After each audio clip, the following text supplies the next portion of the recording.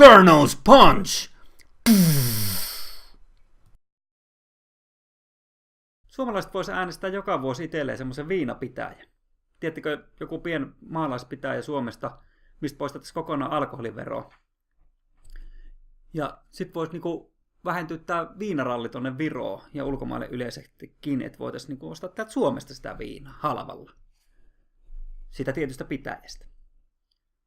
Ja sitten kun se on tämmöinen pienpitäjä, niin sen talous lähtisi kasvuun.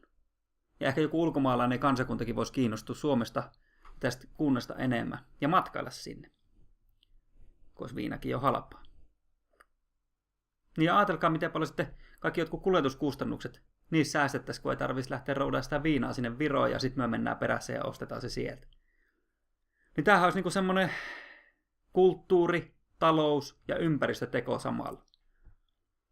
Ja palkinnonhan tästä tulisi tietysti saamaan Suomen valtion päättäjät. Ja samaan aikaan sitten Suomen kansakunnan silmissä niin päättäjien arvostus nousisi.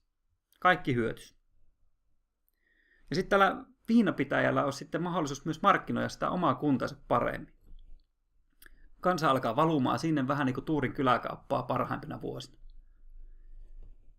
Ja minun mielestä ensimmäinen tämmöinen kunta voisi olla viinapitäjäksi Joroinen. Joroinenhan on tunnettu härkämäisistä teräsmiehistään Savon Pariisi, jossa hotellikin on pistetty jo kuntoon. Ja Jari-Pekkahan voisi silloin tarjolla tämän alkoholittoman puolen. Hei, eiköhän yhdessä etitä tämä Suomen viinapitäjä.